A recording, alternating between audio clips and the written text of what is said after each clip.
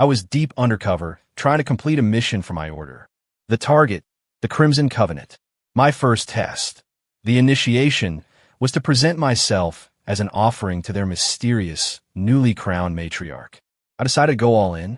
Dropping to one knee before her throne, I took her hand in mine, my voice a low, seductive whisper. Matriarch, I am but a humble man, but I would be your willing thrall. Let's explore the paths of pleasure together. Will you have me? The figure behind the beaded curtain went rigid. A second later, a hand, wearing the very moonstone charm I had given away years ago, parted the strands of shimmering crystal.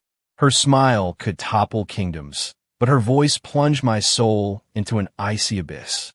Well, 10 years ago, you gave me this charm and told me to leave the shadows, to embrace the light.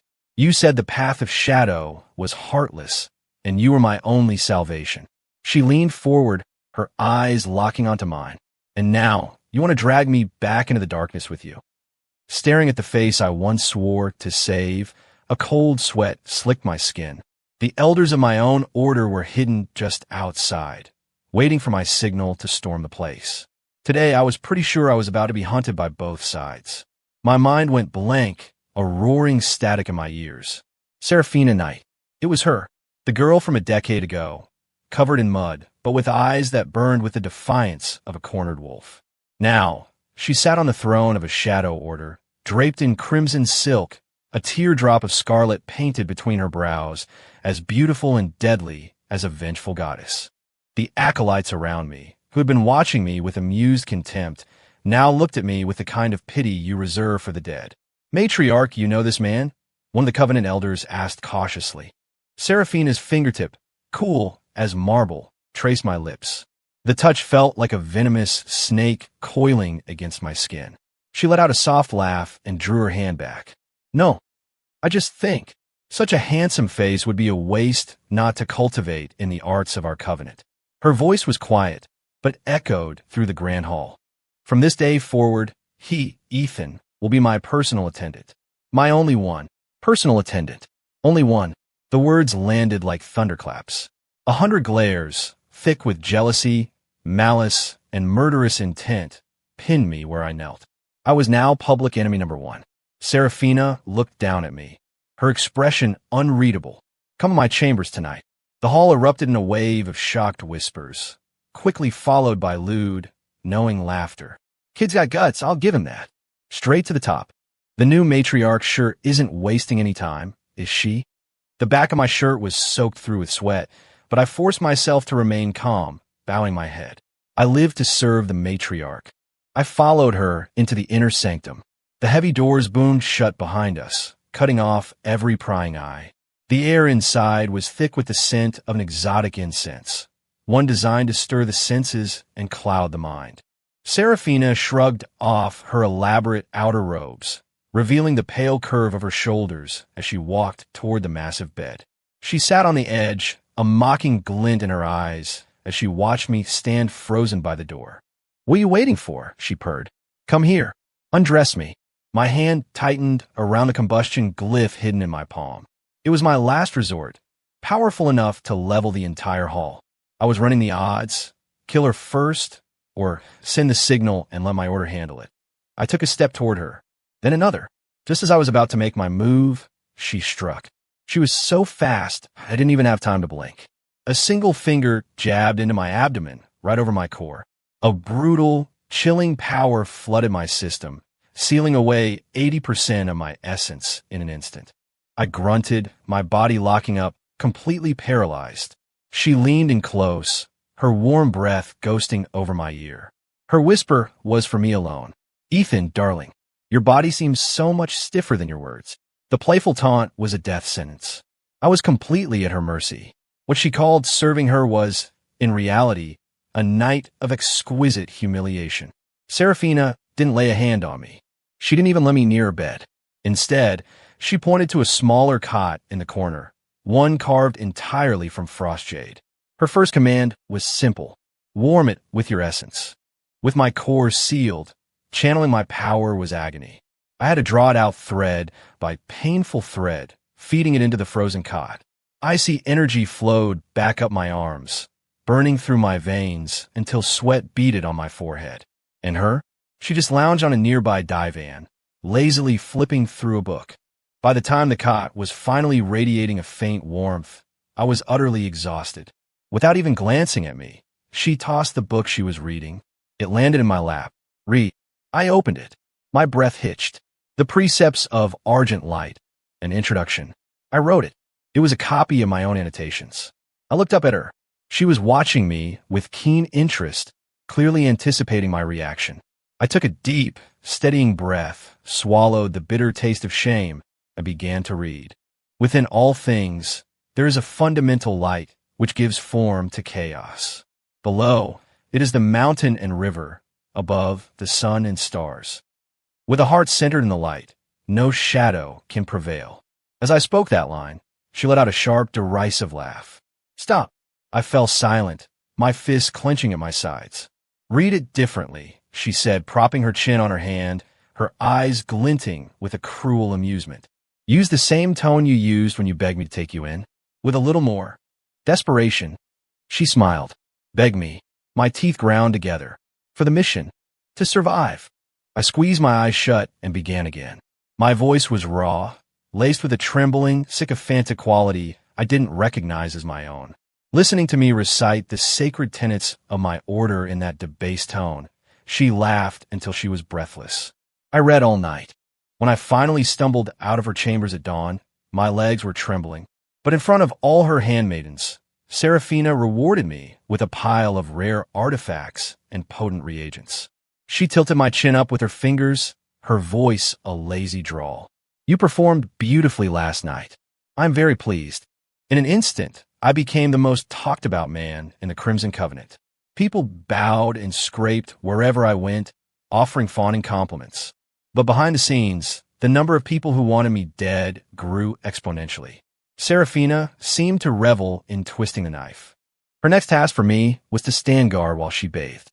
I was forced to stand just outside a painted screen, listening to the sound of splashing water. Every drop felt like a whip lashing my pride. From the tub, she would call out deliberately, Ethan, is the water to your liking? I remained silent. Would you like to come in and see for yourself? Silence. My mind, however, was a screaming vortex of rage. She would just chuckle, the sound dripping with the smug satisfaction of revenge. I started to wonder if she knew who I was all along, if this was all just an elaborate game to torture me until I broke and revealed myself. Not everyone in the Covenant was thrilled with Seraphina's leadership, especially some of the old guard. Elder Marcus was the first to challenge her, and he used me as his excuse. In the council chamber, he pointed a trembling finger at my face, his voice ringing with accusation. Matriarch, this man's origins are a mystery. His essence doesn't feel of the shadow. In a matter of days, he has gained your absolute favor. I fear he is a spy. He raised his voice, and several other elders behind him echoed his sentiment. We demand the matriarch dispose of this boy to maintain the integrity of the Covenant. He is just a plaything. Kill him and be done with it. My gut clenched. This wasn't about me. It was a power play against Seraphina. Seated on her throne, Seraphina just tapped her fingers lightly on the armrest, her expression unreadable. She glanced at Elder Marcus, her tone deceptively mild. He is mine. Who dares touch him? The single sentence silenced the hall. Elder Marcus's face turned beet red, but he didn't dare say another word. But then, Seraphina changed tack. However, the elder's concerns are not without merit. She looked at me. My personal attendant cannot be useless. So, let us have him face Elder Marcus's own prize student, Cole, in the proving grounds. Let us all see the quality of my judgment. A rock dropped in my stomach. Cole. He was the rising star of the Covenant's younger generation, known for his viciousness. More importantly, I couldn't risk using any techniques from the Order of Argent Light. Trying to fight him with the clumsy shadow arts I'd picked up in the last few days was suicide. In the arena, I was completely on the defensive, a clumsy, pathetic sight. Cole's attacks were relentless and lethal, forcing me into one desperate dodge after another. The crowd of acolytes jeered and laughed. I thought he was supposed to be special. He's just a coward. What a waste of a pretty face. Cole lunged, a vicious strike aimed straight at my heart. I had nowhere to go. On pure instinct, a familiar surge of power rose within me. My body was already moving to execute a perfect argent parry. At that exact moment, Seraphina's cold voice cut through the noise from her seat above the arena. "You fool. Sidestep left 3 paces. Channel your power now." Her voice was sharp with irritation, but shocked me back to my senses. 3 paces left. That was the opening in Cole's attack. My mind raced. I wrenched my body out of the parry, sliding 3 awkward steps to the left while forcing what little shadow essence I could muster. Cole's attack hit nothing but air, leaving him wide open. I seized the fleeting opportunity, slamming my palm into his chest. He screamed, flying backward and spitting a spray of blood. I had won. It was a clumsy, ugly victory, but it was a victory nonetheless. The entire arena was dead silent. Seraphina stood up, announcing to the crowd that my performance was unacceptable and that I had embarrassed her. My punishment was to be personally tutored in her chambers. Back in her private suite, she told me to sit and meditate. Before I could say anything, her palm was pressed against my back. A wave of her potent, chilling essence crashed in my body, rampaging through my energy channels like an untamed beast. She was probing the very foundation of my power. Panic seized me.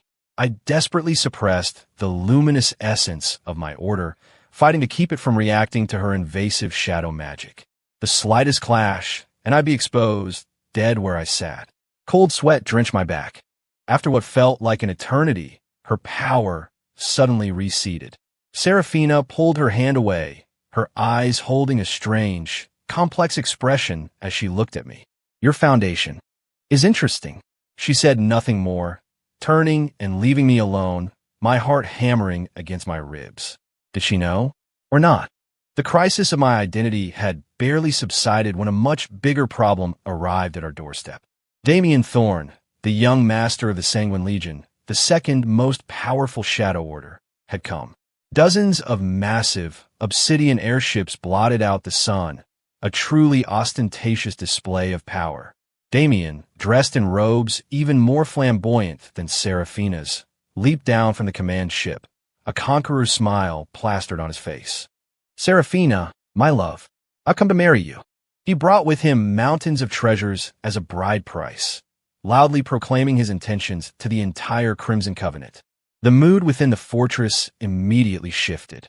An alliance with the Sanguine Legion would make the Covenant untouchable. Seraphina watched his performance from her throne, her face an emotionless mask. Damien's gaze swept the hall, and it didn't take long for it to land on me, standing in my place beside her throne. He frowned, his eyes filled with undisguised contempt. "Seraphina, darling, when did your standards fall so low?" he sneered. "You allow this thing to stand beside you." As he spoke, a crushing wave of spiritual pressure slammed into me. He wanted to force me to my knees in front of everyone. I gritted my teeth, fighting with everything I had, but my legs began to tremble uncontrollably.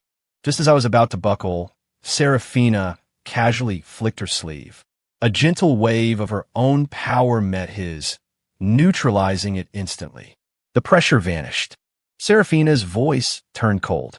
"My people and my tastes are not for the young master of the Sanguine Legion to judge." Damien's face fell, his smile gone. At the banquet that night, Damien targeted me at every turn. He sauntered over, a goblet of wine in his hand and a fake smile on his lips. "I hear you the matriarch's attendant. What special talents could you possibly possess to earn such a position?" His cronies laughed. "He's a bed warmer, my lord. What other talents does he need?" I said nothing, my face a stone mask. Seraphina answered for me. "His greatest talent is keeping me happy." Damien's expression soured even further. He suddenly changed the subject. "This feast is dull. Why not a bit of martial entertainment?" His eyes burned into me. "Let's have this Ethan fellow show us what he's made of." It was a blatant attempt to get me in the arena so he could cripple or kill me. Every eye in the hall turned to me. I looked at Seraphina. She gave me a subtle look that said stay put. She took a slow, deliberate sip from her goblet. "My attendant's only duty is to attend to me," she said coolly. Brawling is such crude work. He is not familiar with it. With one sentence, she defined me as her exclusive property and shut down every angle of Damien's attack. Attending to her was my job. Fighting was not. Damien was left speechless, his handsome face flushing a deep, ugly purple. He glared at me, the murderous intent in his eyes so thick I could almost feel it. Standing behind Serafina's throne, for the first time, I felt a strange sense of being protected by her suffocating dominance, even if that protection came at the cost of all my dignity. Damien did not give up. He took up residence in the Covenant's guest quarters and made my life a living hell with petty harassments. More importantly, he began using the promise of an alliance to pressure the Covenant's elders. The Orders of Light are growing stronger. The Order of Argent Light watches us like a hawk. If we in the shadow do not unite, they will pick us off one by one, he'd argue. An alliance between the Sanguine Legion and the Crimson Covenant is a union of strength. It is the only logical path forward. The elders, already wary of their new, young matriarch, were swayed by Damien's promises. They began to pressure Serafina to accept his proposal. Her position was becoming more precarious by the day. Finally, at a grand summit of all the major shadow orders, Damien made his final move. In front of every major leader, he presented a legendary artifact, the heart of the Crimson Phoenix, as his final betrothal gift, publicly forcing her hand. Serafina, marry me, and I guarantee the Crimson Covenant will know an age of unparalleled prosperity. His words were both a promise and a threat. If she refused, her covenant would stand alone against the forces of light. The other leaders chimed in, adding to the pressure. The young master is right, Matriarch Knight. This is for the greater good. Indeed, the fate of our orders is more important than personal feelings. Serafina sat on her throne, her face growing colder and colder. I stood behind her, and I could feel an almost palpable aura of frost emanating from her. Suddenly, her eyes found mine. As the entire hall watched in silence, she slowly rose and walked toward me. The sharp click of her heeled boots on the marble floor echoed in the silence, each step landing like a hammer blow on my heart. What was she doing? A terrible feeling of dread washed over me. She stopped right in front of me. She was shorter than me, but as she tilted her head back to look up at me, her presence was overwhelming. She reached up, hooked her arm around my neck, and pulled me down. Her warm breath caressed my lips, carrying her unique, chilly fragrance. Ethan, her voice was soft, but it carried to every corner of the hall. 10 years ago, you failed to teach me what salvation was. Her lips brushed against mine. Tonight, I will teach you what it means to fall. And then she kissed me. Her lips were soft, cool, and trembling almost imperceptibly. My mind exploded. The entire hall was frozen in stunned silence. Damien's handsome face twisted into a mask of pure fury, like a demon from the deepest hell. The kiss ended. Serafina released me and turned to face the assembly. Her voice was as cold and sharp as a shard of ice, ringing through the hall. Ethan Stone is the consort I have chosen. I stood there, paralyzed, the ghost of her touch still tingling on my lips. I looked at her back, and for the first time, I saw something in her eyes beyond revenge or cruelty. It was a wild, desperate gamble. And so began my life as Serafina's fate consort. The first order of business was moving my things into her chambers. Consorts naturally live together, she stated, her tone leaving no room for argument. A massive, ornate screen now divided her suite in two. Late at night, in the profound silence, I could clearly hear the slow, steady rhythm of her breathing from the other side. It was a more exquisite torture than anything she had ever devised. Damien's retaliation was swift and constant. He didn't dare openly attack the matriarch's chosen consort, so he resorted to sabotage and assassination attempts. Each one was quietly thwarted by Serafina's loyal guards. After one such attempt, she coldly tossed a vial of premium healing potion at me. "Don't die," she snapped. "You'll make me look bad." Her voice was as icy as ever, but I knew she had protected me again. To make our relationship believable, we were forced into public displays of affection. like inspecting the fortress together. In full view of everyone, she held out her hand to me. I hesitated for only a second before taking it. Her skin was cool like polished jade, but holding it made my own palm feel like it was on fire. I felt her fingers curl slightly against mine. We coincidentally ran into Damien on our walk. He stared at our joined hands, his eyes dark with malice. A common toy who clawed his way up with his looks dares to compete with me. He hissed, his voice a venomous whisper in my mind. A surge of anger rose in me, and for the first time, I didn't suppress it. I met his gaze, my own mental reply, just as sharp, better than a pathetic waste of space who grovels at her feet and can't even touch her hand. As I sent the thought, I squeezed Serafina's hand tighter. She glanced at me, and in her eyes, I saw a flicker of something I'd never seen before, surprise. A few days later, Damien laid his trap. He triggered the collapse of an abandoned, unstable rift gate, creating a spatial vortex. Serafina and I were caught completely off guard, pulled into a tear in reality. We were trapped in a small, dark, and utterly silent pocket dimension. I could smell her cool fragrance, feel the warmth of her breath just inches away. The air was thick with unspoken tension. In the darkness, her voice suddenly came, sounding distant. 10 years ago, those things you said to me, how much of it was true? My heart seized. How could I answer that?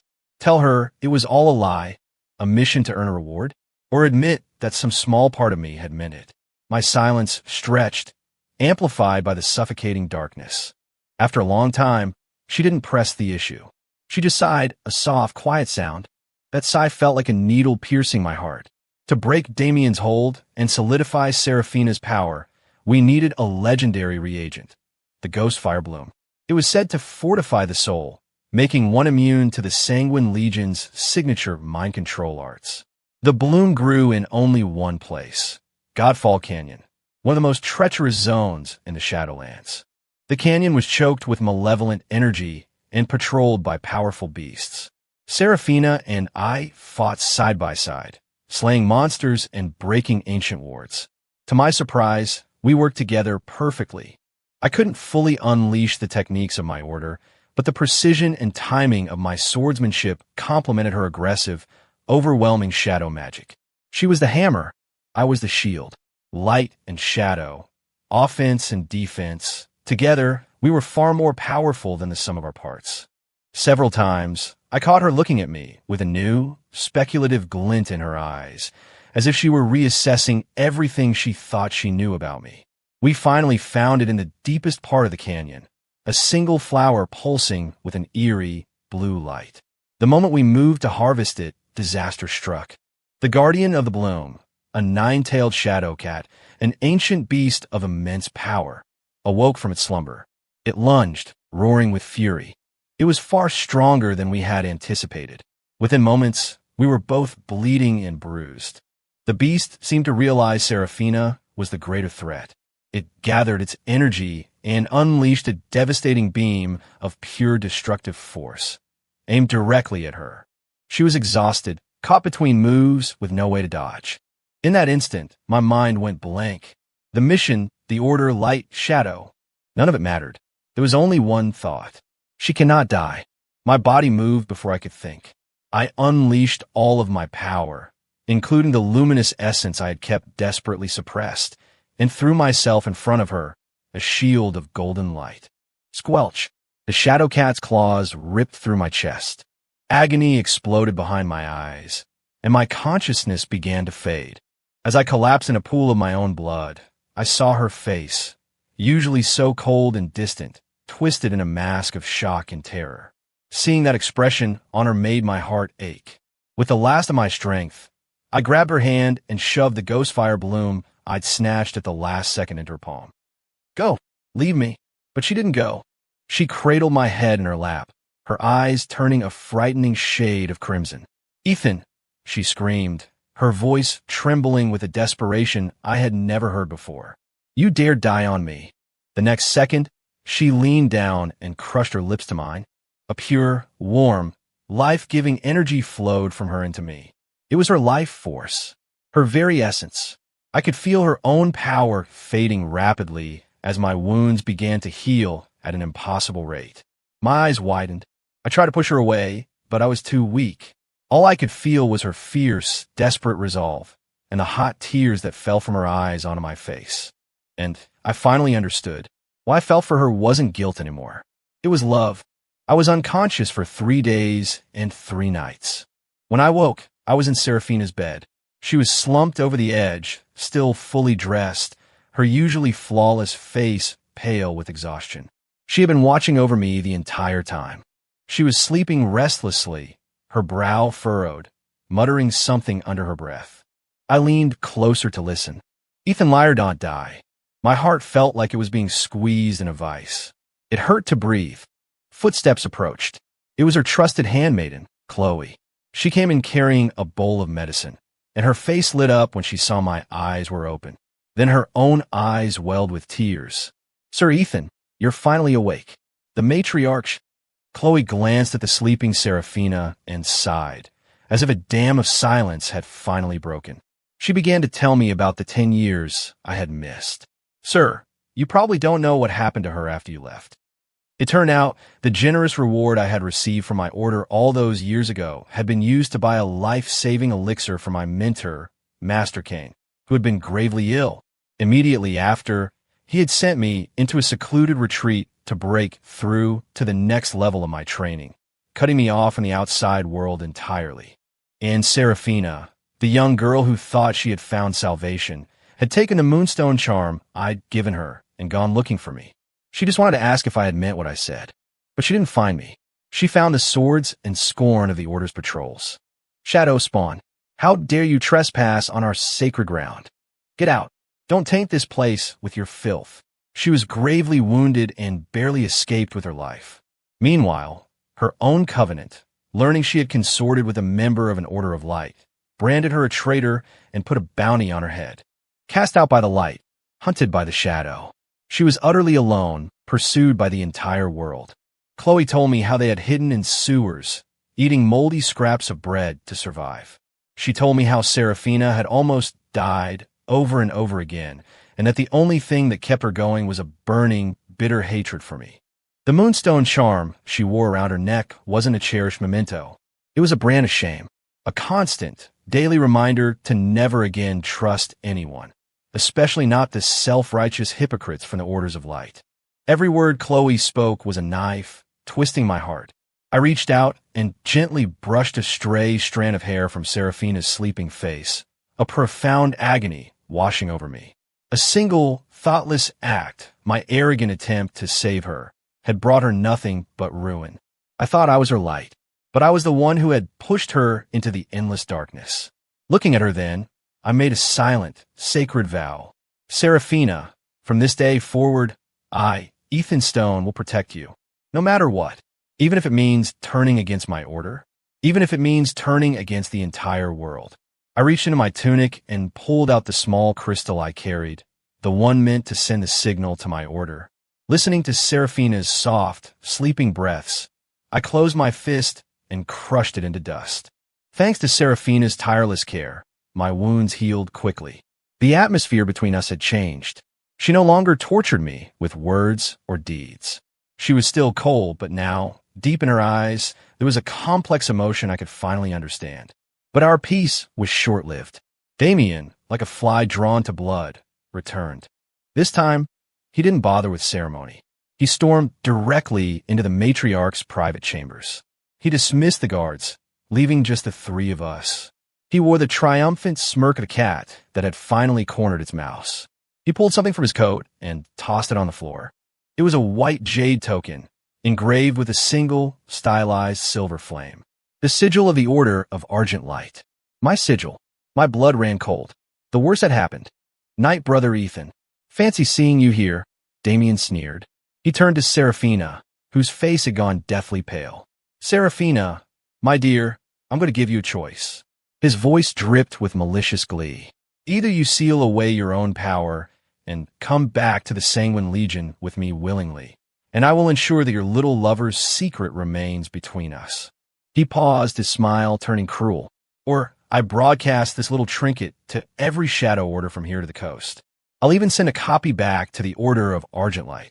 Let everyone know that the great matriarch of the Crimson Covenant fell in love with a holy knight sent to kill her.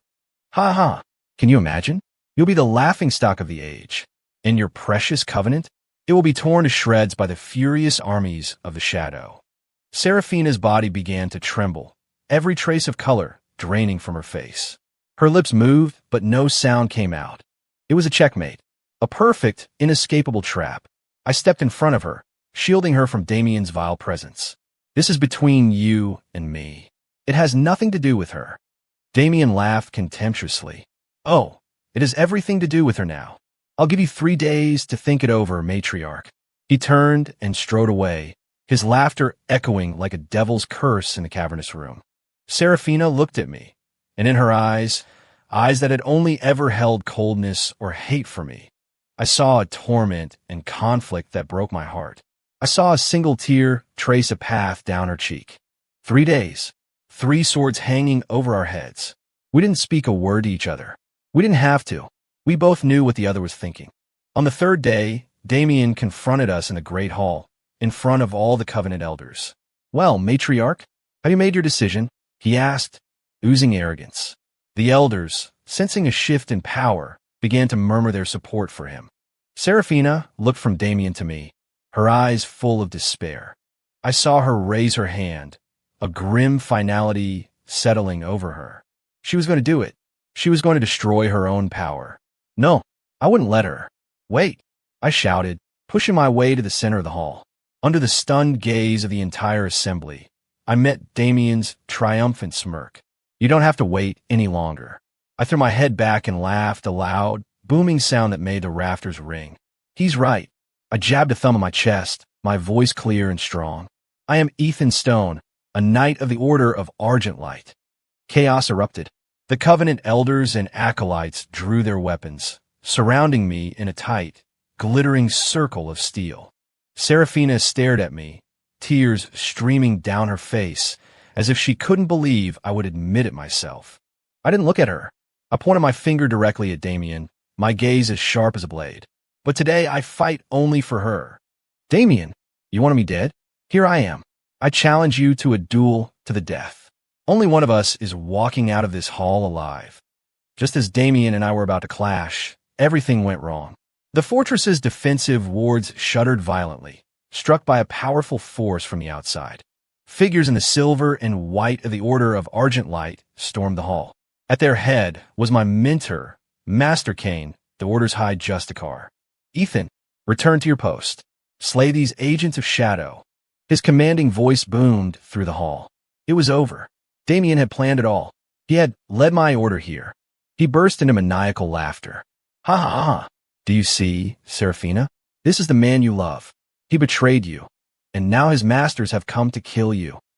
Everyone expected her to break, to fall into despair. But she didn't.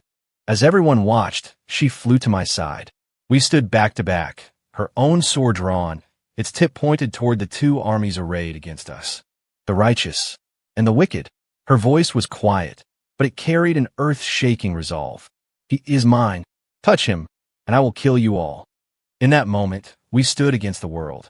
The battle exploded. Knights of the Order, acolytes of the Covenant, and Damien's sanguine legionaries clashed in a chaotic melee. And at the center of it all stood Seraphina and I. We stood back to back, trusting each other completely. I no longer held back. The sacred, luminous techniques of my order bloomed in the heart of the Shadow Fortress for the first time. Seraphina's magic was a whirlwind of dark, lethal energy. Light and shadow, yin and yang. Our 2 styles, which should have been fundamentally opposed, merged into a perfect, deadly harmony. My steady, defensive forms shielded her from every attack. Her unpredictable, lightning-fast strikes tore open fatal wounds in our enemy's ranks. Together, our power was magnified tenfold.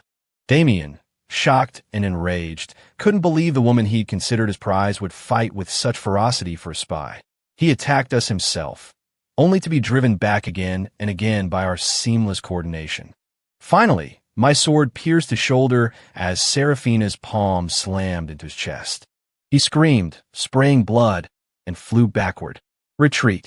Retreat! His legionaries grabbed their fallen leader and fled in a panicked, disorderly rout. With Damien's defeat, the fighting died down.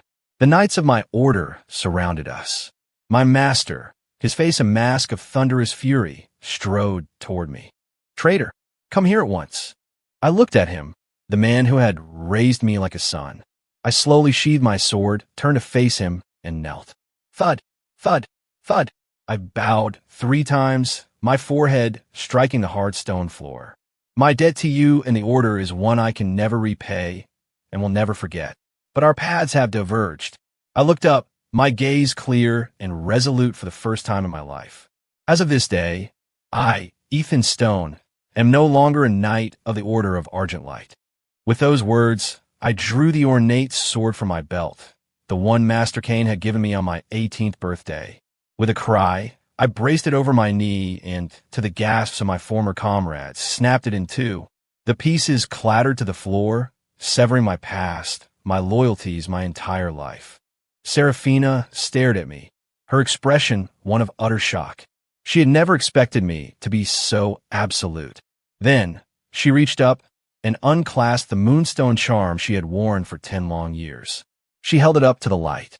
10 years ago, I thought this was my salvation. Her gaze hardened. Then for a long time, I thought it was my shame. She opened her hand, and the charm dropped to the floor, shattering into 1,000 pieces. She walked to my side, and in front of everyone, she took my hand. "Now I understand." Her voice was soft but firm. "I don't need anyone to save me. I just need you." She pulled me to my feet, and we stood together, shoulder to shoulder. In that moment, all the misunderstandings, the hatred, and the pain between us evaporated into nothing. Faced with Serafina's iron will and the unprecedented unity of the Crimson Covenant's elders, the Order of Argent Light was forced to make a tactical retreat. A crisis that could have shattered the balance of power in the Shadowlands was over. After that day, no one in the Covenant dared to speak of the matriarch and her plaything. They had all seen that her plaything would defy the heavens for her, and that their matriarch would go to war with the world for him. That night, in the matriarch's chambers, the ornamental screen that had once separated us was gone. Serafina was curled up against me, her head resting on my chest, idly tracing the calluses on my fingers. The suite was quiet, the only sound our mingled breaths. She broke the silence. "Hey, my willing thrall." I looked down at her. She was smiling up at me, a playful, wicked glint in her eyes. "So, are you still interested in exploring the paths of pleasure with me?" I smiled. I leaned down and kissed her a long, slow kiss that spoke of everything we had been through. When I finally pulled away, I rested my forehead against hers, my voice hoarse. "Matriarch, I am but a humble man. But for the rest of my life, I am yours to command, until my last breath." She laughed softly and playfully punched my chest. "You still talk too smooth." I caught her hand and brought it to my lips. "Only for you." My old friend and fellow undercover knight, Leo, had, in a moment of crisis, chosen to see the light and help the Covenant defend against the invasion. As a reward, Serafina had made him head chef of the fortress kitchens. His mission had officially changed from sabotage to inventing new and exciting dishes for us to try. Sometimes, when she was bored, Serafina would still make me read the precepts of Argent Light to her. But now, she would curl up in my arms and listen, her head on my chest, until the steady rhythm of my heartbeat lulled her into a peaceful sleep. Light and shadow, salvation and damnation. None of it seemed to matter anymore. All that mattered was that I had found my true path, and her name was Serafina.